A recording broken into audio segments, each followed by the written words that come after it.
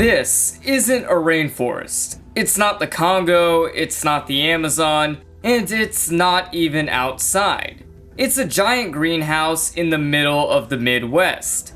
This is the lead jungle at Omaha's Henry Doorly Zoo in Omaha, Nebraska. A 1.5 acre indoor rainforest so dense that it gave Vietnam War veterans flashbacks. Meanwhile, this? Also a zoo. Same species, same mission, but a very different vibe. Today, we're talking about a design trick. A sneaky, brilliant trick that makes some zoos feel like wild places, and others feel like someone just dropped a monkey in a parking lot. And that trick? It's called theming. But first, if you love zoos, animals, or just hearing me passionately rant about both, go ahead and smash that subscribe button. Because if you've ever walked into an exhibit and thought, whoa, this actually feels real. Yeah, that feeling, it's no coincidence. So, let's talk about how they do it and why it matters.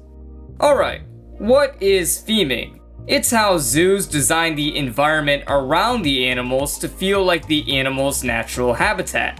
Not just the cage or terrain, but the fake rocks, plants, lighting, buildings, background sounds, and even the signs. It's what makes a tropical rainforest feel like a rainforest, even though you're inside a zoo in the middle of Nebraska. So, how do zoos pull off all this magic? It's not luck or just putting animals in cages. I've identified 5 major types of theming, each one playing its part in making you feel like you're somewhere else. First off, foliage and landscaping. This one's simple but essential. Plants, trees, grass, mulch, all that green and brown stuff that turns a zoo exhibit into a believable wild habitat. Depending on the biome, zoos tend to get creative with how they bring that natural look to life. Rainforests pack in thick foliage, with real and fake vines, towering trees, and giant leaves. Sometimes it feels humid just from how green it is. On the other hand, ocean exhibits take a different approach. They might use live coral and carefully designed lighting to make you feel like you're underwater, without even having to get wet. Meanwhile, savannas go in the opposite direction. Wide open skies, scattered trees, tall grass. Simple, but it works. Next up, fantasy and cultural theming. This is where zoos stop pretending they're just animal displays and start building whole worlds. Think Disney World, but with actual animals. These exhibits don't just look like nature, they feel like you're stepping into a whole other world. Take Disney's Animal Kingdom, for example. The OGs of theming. Every corner is packed with weathered structures, hand-painted signs, and intricate carvings. Before you even see the animals of the Kilimanjaro safaris, you're surrounded by marketplaces, tribal music, and villages that transport you to the savannah. Then, there's the islands at the Chester Zoo. Lush tropical vibes meet cultural immersion, colorful boats, rope bridges, and even a boat ride that loops around the entire thing, making it feel like you're actually exploring the remote islands of Southeast Asia, while this is located in the UK. If you're in the zoo community, you'd know that the Memphis Zoo doesn't hold back. China opens with pagodas, moon gates, and roof tiles that were imported straight from Hong Kong. And additionally, the Teton Trek and Northwest Passage regions channel the American frontier with rustic lodges, totem poles, and geysers that shoot real water. These aren't just decorations, they create a vibe, a story, a place that makes visiting feel like an adventure. Now onto our third kind of theming, exhibit architecture. This is where the design goes beyond looks and actually shapes how guests and animals experience the exhibits. We're talking barriers that don't feel like barriers, like water moats, dry moats, or even specialty moats, like haha moats. that are sunken just enough to contain the animals without breaking that eye-level viewing. And then there's glass. Glass walls, underwater windows, and even glass tunnels. Anything that brings you within inches of the animals without ruining that illusion. Some zoos even take it to the next level, with something that's known as Hagenbeck-style immersion. Named after Carl Hagenbeck, this style stacks habitats in a way that makes it look like different species are sharing the same space, even if they're actually separated by hidden trenches and elevation tricks. The Milwaukee County Zoo does this with their big cat exhibits, where you can see the prey species and their natural predators in what looks like one big open space. And finally, winding paths. Instead of a straight line, you get trails that twist and turn through rockwork and trees, like the river's edge at the St. Louis Zoo, where every corner hides a new surprise.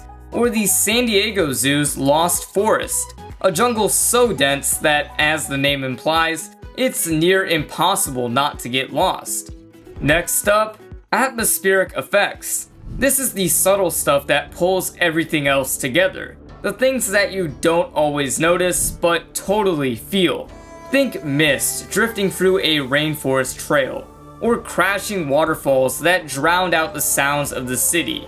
It's the echo of jungle birds, or subtle music loops playing from hidden speakers tucked into faux rocks.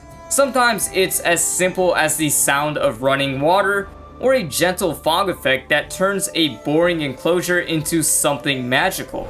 Lighting plays a big role too. Zoos might use warm, humid tones in indoor rainforest exhibits, or cool blues and reds in nocturnal houses. They might even use just a dim glow in caves to keep things mysterious without losing the animals in the darkness.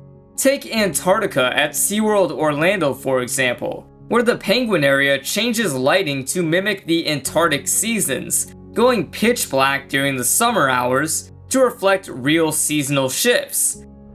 And finally, local theming.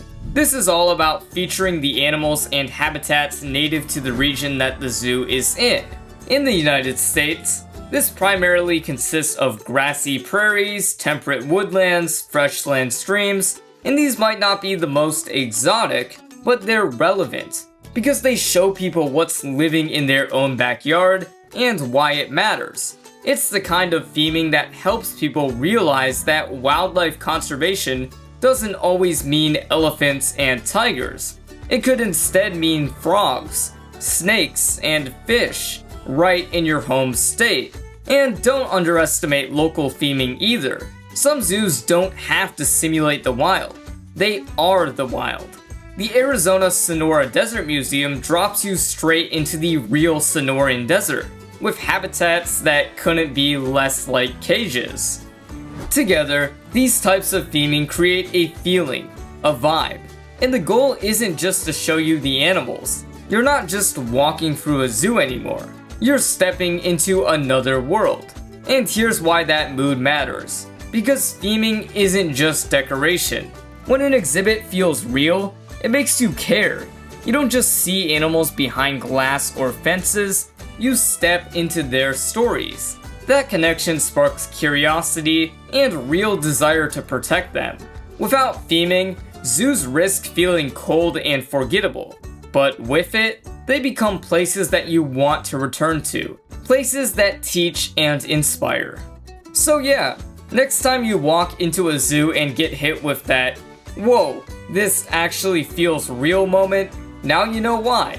It's all that theming working behind the scenes. It's not just for show. It's what turns a simple visit into an experience, a story, and maybe even a little bit of magic. If you like this deep dive, let me know down below, because I'm trying something new with this format, and the tours will be back next week. And drop a comment.